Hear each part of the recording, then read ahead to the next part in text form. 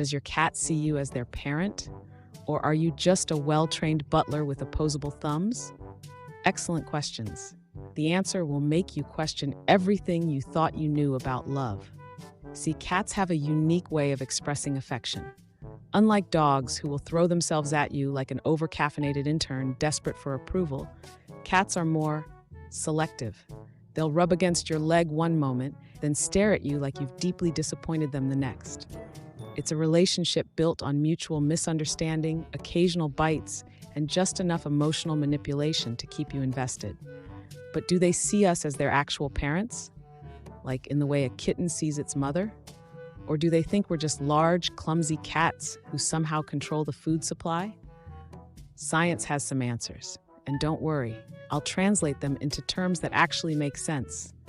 Because I don't know about you, but I'm not here for a biology lecture. I just want to know if my cat secretly loves me, or if I'm in an emotionally one-sided situationship with a tiny furry enigma. By the end of this, you'll have a much clearer idea of what's going on inside your cat's head, or at the very least, you'll be able to confidently argue with your dog-owning friends about why feline love is superior. Scientists have actually studied whether cats form attachments to humans, which means somewhere out there, researchers have spent years analyzing feline behavior while being silently judged by their test subjects. Respect. One of the most famous studies on this comes from Oregon State University, where researchers tested whether cats bond with their humans the way babies bond with their parents. The method? Put a cat in a room with their owner. Let them hang out, then have the owner leave and come back. What did they find? About 65% of cats showed what's called secure attachment, meaning they greeted their human upon return, then went back to doing whatever important business they had before, probably licking themselves or plotting world domination. Now you might be thinking, wait, that sounds like what dogs do. Kind of. But here's the difference. Dogs evolved alongside humans to be cooperative, obedient little worker bees. Cats? Cats were literally domesticated by accident. They just showed up, saw humans storing food and attracting mice, and decided to stick around. And because humans are weak against adorable creatures who demand nothing but take everything, we let them move in rent-free. So while cats do form attachments, they do it on their own terms. They don't see us as owners, rulers, or even authority figures. They see us as part of their social circle.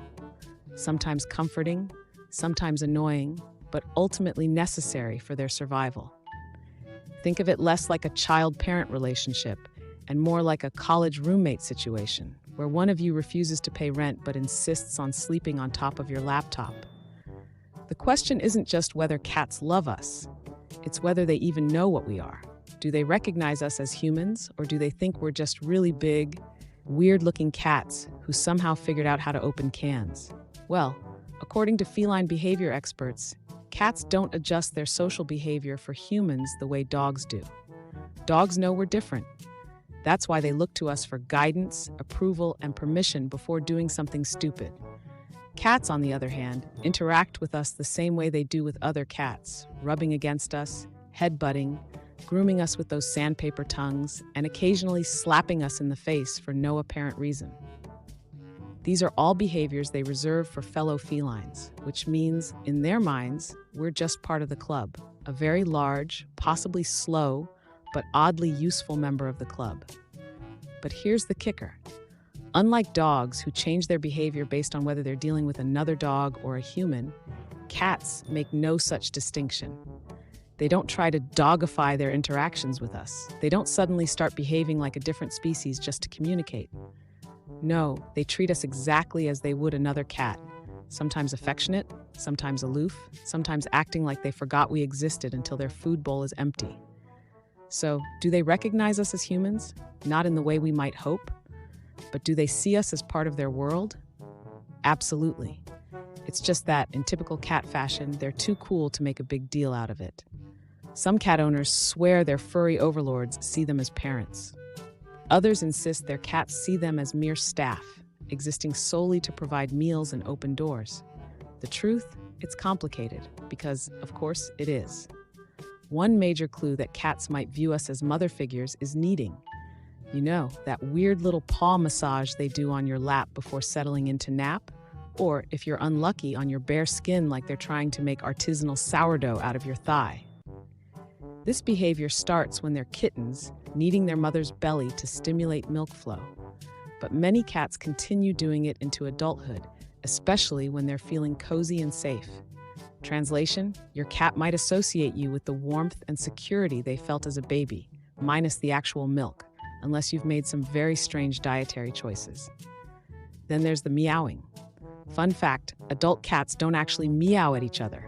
They reserve that high-maintenance vocalization exclusively for their human servants. Sorry, caregivers. And guess who else meows? Kittens. They use it to get their mother's attention. So when your grown cat screams at you from across the house for no apparent reason, they're essentially yelling, "Moom, I need something and I refuse to get it myself." So, do they see us as their actual mothers? Not exactly, but they do display behaviors that suggest we fill a similar role, providing food, comfort, and a warm body to sleep on. It's less of a parent-child dynamic and more of a permanently dependent teenager who refuses to acknowledge they need you situation. As much as we'd love to believe our cats see us as their loving, responsible parents, the truth is a little more cat-like. Yes, they rely on us for food. Yes, they seek us out for comfort. And yes, they occasionally scream at us like an ungrateful toddler who just dropped their snack. But does that mean they actually see us as their parents? Not exactly. See, when a dog bonds with you, they tend to acknowledge a hierarchy. You're the pack leader, the authority figure, the one who tells them what's allowed and what's not. A cat does not care about your rules. A cat does not respect your position. A cat is an independent contractor who occasionally checks in to make sure their benefits package is still intact. In reality, cats see us less as parents and more as trusted, slightly incompetent fellow cats. You ever notice how your cat will casually groom you by licking your hair or your hand? That's not something a kitten does to its mom. That's something adult cats do to each other as a social bonding behavior. Likewise, when they headbutt you, they're not saying, "Oh, thank you, wise and noble caregiver." They're saying, "Congratulations, you're part of my weird little friend group now." So, while we do provide for them the way a mother cat would, they don't necessarily see us as their superior. If anything, they might think we're the ones who need supervision. Ever had a cat bring you a dead bug or a mutilated mouse? That's not a gift. That's remedial hunting lessons. They're looking at you and thinking, "Wow, you can't even catch a moth. Pathetic. Here, let me help you before you starve to death." So no, you're not their parent. But you are something just as special. You're their socially acceptable, non-threatening, slightly slow roommate with unlimited access to food. Which honestly is probably the highest honor a cat can bestow. So now that we've established that your cat doesn't see you as their parent, but rather as an oversized, slow-moving cat with an inexplicably well-stocked food supply, you might be wondering, how do I actually make them like me more? Good news.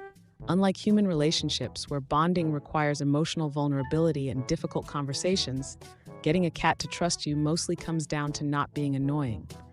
First rule, respect the blink. You've probably noticed your cat doing that slow, exaggerated blink at you. That's not just them getting sleepy from judging you all day. It's actually a sign of trust. In the cat world, closing their eyes around someone means, "I don't think you're a threat."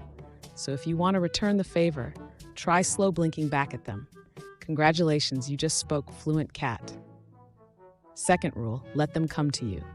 Unlike dogs who are basically furry extroverts desperate for attention, cats do not appreciate clinginess. You ever try to pick up a cat that did not want to be picked up? You probably still have the scars. Instead of forcing affection, let them initiate contact. If they rub against you, give them a gentle head scratch. If they flop over dramatically and expose their belly, don't fall for it.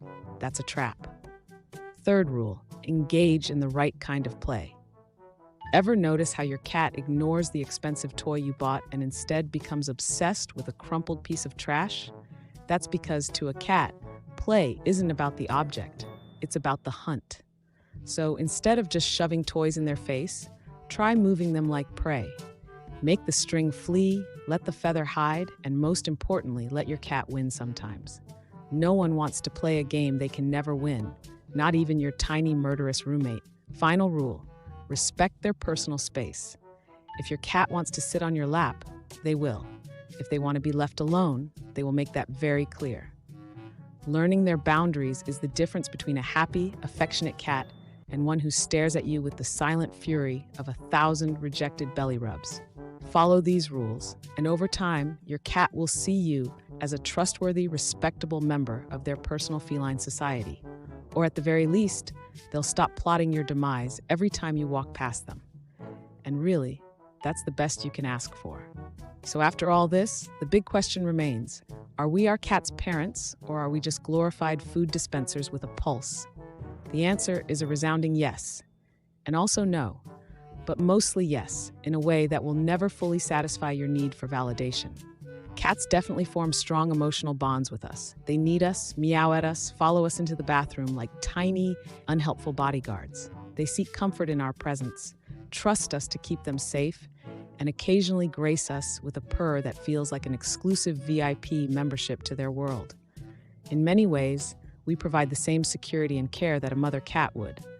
But because it's always a but with cats, do they see us as actual authority figures? Not a chance.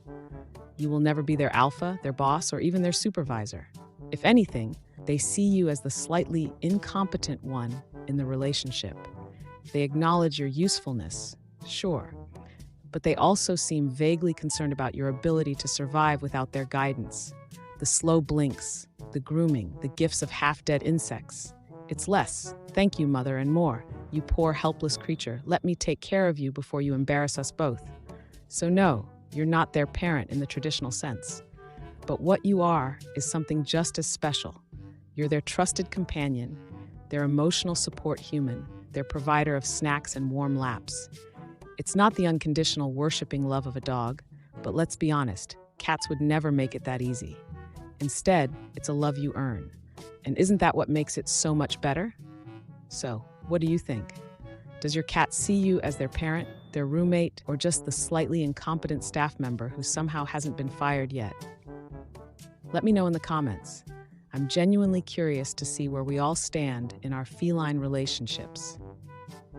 If you enjoyed this deep dive into the mysterious and slightly judgmental minds of cats, go ahead and hit that like button. It won't make your cat respect you anymore, but it will make me very happy. And if you want more cat psychology, weird facts, and general existential crises about whether your pet actually likes you, subscribe to Klawsome so you don't miss the next one.